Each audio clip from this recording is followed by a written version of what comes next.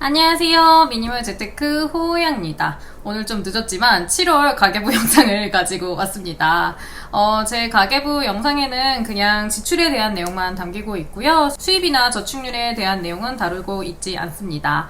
제가 이렇게 다시 매달 가계부를 공유하는 이유는 그래도 계속해서 구독자님들께서 참고하고 싶다라고 하시는 분들이 많았고, 제가 처음에 가계부 영상을 유튜브에 공개했던 이유는 제가 신혼 초에 신혼부부는 2인 가족은 어느 정도 쓰면서 사나 이런 궁금증이 많이 있었어요. 그래서 혹시나 그런 분들에게 조금이라도 도움이 되지 않을까 싶어서 이렇게 계속 가계부를 공유하고 있습니다. 매달 크게 뭐 달라지는 점은 없긴 하지만 그래도 이번 달에는 조금 여러가지 이벤트가 있었어요. 그래서 한번 공유해 보려고 합니다. 우선 고정비부터 볼게요. 고정비는 주거비에서 관리비. 관리비는 지난달과 거의 동일하게 11만 4,450원이 나왔습니다.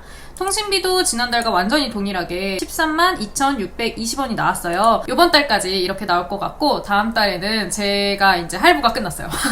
드디어 제 핸드폰 할부가 끝나서 이제 다음 달에는 10만원 정도로 나올 것 같아요. 남편이랑 저랑 TV 비용 해가지고 10만원 정도 예상하고 있습니다. 그리고 교통비는 이번 달에 주유를 딱 한 번밖에 안 했어요. 보통은 3만원씩 2번 정도 하는데 이번 달은 한 번밖에 안 해가지고 24,000원밖에 안 났습니다. 24,660원. 저희 집 같은 경우 남편은 자전거를 타고 출퇴근을 하고 있어요. 그 회사 가까운 곳에 이사 오니까 그게 진짜 제일 좋은 것 같아요. 워라밸. 저희 남편은 회사까지 자전거로 10분 정도밖에 안 걸려요. 그리고 저만 이제 출퇴근할 때 20분 정도 차를 타고 가는데, 제가 수업 나갈 때 이럴 때는 좀 차를 오래 몰아야 돼가지고 할인 전에 6만원 정도 나오는 편이에요. 지금 24,000원은 3만원 넣고 나서 경차사랑 카드로 할인 받아서 24,660원이 나온 겁니다. 그리고 저희는 남편 용돈 한 달 25만원, 제 용돈 20만원을 사용하고 있는데요. 요번 달은 남편 용돈 25만원 이렇게 나간 걸로 기록은 해놨는데, 사실은 남편 용돈은 요번 달부터 다음 달까지, 아니면 그 다음 달까지 해가지고 그냥 그 재난지원금으로 남편이 용돈을 사용하고 있어요. 회사 근처에서 이제 밥 먹을 때 다 재난지원금 카드로 쓰고 있기 때문에 남편 용돈은 이번 달에 25만원 적어 놓긴 했는데 이건 모두 다 저축을 했습니다. 그리고 또 저희 집 가계부 영상에 이제 많이 질문 주시는 부분이 보험은 안 드셨나요? 라는 질문 많이 주고 계시는데요. 저 같은 경우는 보험이 전혀 없는 상태고, 예전에 대학교 때 뭣도 모르고 들었던 저축보험 너무 손해가 커서 이제 깨지 않은 거 저축보험 하나 가지고 있는데 그거는 보험으로서는 효과가 없는 거고, 그리고 실비 같은 경우는 남편은 결혼하기 전부터 가입했던 거를 부모님이 내주고 계세요. 그래서 부모님이 내주고 계시는 게 있고, 저희가 계속 가져야지 하면서 자꾸 까먹고 미루고 있는데요. 그거 하나 있고, 작년부터인가 남편 회사에서 이제 배우자 실비를 내준다고 해가지고 제 실비도 작년부터는 남편 회사에서 내주고 있습니다. 그리고 암보험이나 이런 거는 제가 들지 않고 있어요. 저는 제가 직접 돈을 모아서 제가 직접 투자를 해서 이제 대비를 하겠다라고 생각을 하는 편이어서 보험 같은 경우는 아예 가입하지 않고 있습니다. 그 다음은 이제 비고정 지출인데요. 저희 집에서 가장 문제가 되는 비고정 지출의 식비 부분인데, 요번에 드디어 40만원대가 나왔습니다. 항상 뭐 44만원, 46만원? 지난달에도 46만원 정도 나왔는데 요번 달에 40만원이 나왔어요. 그 40만원이라는 금액 자체는 이제 지난달보다 뭐 5만원, 6만원 정도밖에 준 게 아닌데, 굉장히 고무적이었던 게 무엇이었냐면, 제가 저번 가계부 영상에서 말씀드렸는데 브리타 정수기를 샀어요. 그런데 브리타 정수기를 사고 나서 식비 절약이 그냥 굉장히 쉽게 됐습니다. 그래서 제가 왜 그럴까 생각을 해보니까, 저희가 생수 같은 경우는 이제 들고 오기가 쉽지가 않잖아요, 집으로.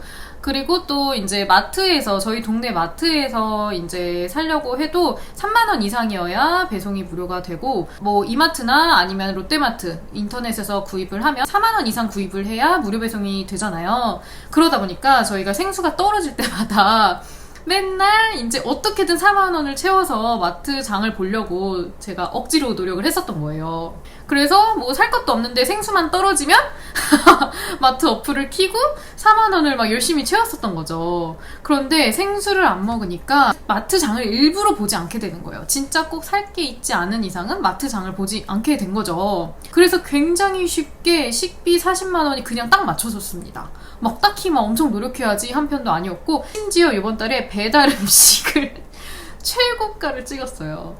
이거는 왜 그러냐면은 이제 횟수는 그렇게 늘어난 게 아닌데 막 회라던가 뭐 아니면 쭈꾸미라던가 한 번 시킬 때 좀 비싼 거를 요번에 많이 시켜 먹었어요. 한식 위주로. 그러다 보니까 마트에서 아낀 부분을 이렇게 배달 음식으로 많이 시켜 먹었습니다. 근데 어쨌든 마트가 정말 지난달에 30만 원 정도 썼는데 요번 달에 15만 원밖에 안 나왔으니까 이게 진짜 그 생수의 역할이 컸었던 것 같아요. 그 생수를 한 달에 이제 2번 시켰거든요. 한 번에 12팩씩밖에 배송이 안 되니까 12팩씩 2번을 나눠서 시켰는데 그때마다 4만 원씩 꼭 채워서 시킨 거죠. 그러니까 매달 8만 원 이상씩 꼭 인터넷 마트를 이용을 했었던 거예요. 그런데 그걸 이용을 전혀 안 했습니다. 전혀 안 했어요.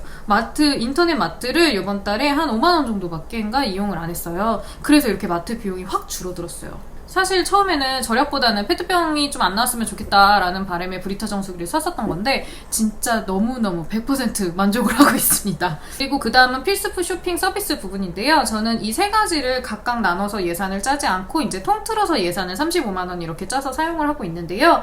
이번 달에 이 필수품 쇼핑 서비스 부분이 예산을 굉장히 많이 초과했어요. 거의 20만 원 가까이 초과를 했는데 그 이유는 바로 남편 맥북이 사망을 했습니다. 남편 맥북이 이제 배터리가 약간 부풀면서 약간 이렇게 단차가 생겼어요. 똑바로 이렇게 있질 않고 맥북 전체 케이스를 다 바꿨어요. 그 비용이 24만 9천 원이 나왔습니다. 그래서 20만 원 정도가 초과를 한 거예요.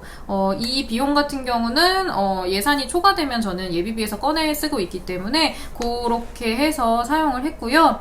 다행히 그런데 이번 달에 주유비가 별로 안 들어갔고 뭐 주거비나 통신비에서도 야금야금 이제 예산이 조금 남은 게 있어서 그 부분으로 채워져가지고 예산이 이번 달에 많이 초과하진 않았어요. 자기 개발은 이제 예산은 5만 원인데 이번 달에는 책을 많이 사서 47,830원이 나왔고 경조사는 이번 달에는 20만 원 이제 사용하지 않은 부분을 모두 다 저축을 했습니다. 그래서 이번 달 생활비 총액은 189만 3,012원인데요. 한 7만 8천 원 정도 이제 예산을 초과를 했어요. 이 예산 초과한 것은 예비비로 충당을 했고, 그리고 또 하나 질문을 주시는 부분이 이제 저희 집 대출 상환에 대해서 질문을 주시는 부분이 있는데, 제가 대출 이자와 대출 상환금 같은 경우는 아예 다른 탭에서 관리를 하고 있기 때문에 공개를 하지 않고 있고요. 저희는 대출이 아주 많기 때문에 저축률이 그렇게 높은 편은 아니에요. 신혼 초에 같은 경우는 저축률이 60%를 넘지 않은 적이 거의 없었거든요. 항상 60% 이상을 유지했는데 지금 같은 경우는 이제 보통 40%에서 60%를 왔다 갔다 하고 있어요. 이게 완전히 크게 왔다 갔다 하는 이유는 제 수입이 그렇게 고른 편이 아니어서, 제가 프리랜서다 보니까 일이 많을 때 적을 때에 따라서 이제 다 다르고, 제가 또 유튜브 수익이 많이 나올 때 적게 나올 때가 있거든요. 그럴 때에 따라서 이제 많이 달라지기 때문에 저축률 같은 경우는 40%에서 60%를 왔다 갔다 하고 있습니다. 이번 달 같은 경우는 제가 수입이 꽤 있는 편이었어요. 대출 상환금을 저축액이라고 생각을 한다면 저축률이 50% 정도 나왔습니다. 오늘 가계부 영상도 이렇게 끝까지 봐주셔서 감사하고요. 오늘 제가 준비한 영상은 여기까지입니다. 다음 영상에서 또 뵙겠습니다. 안녕!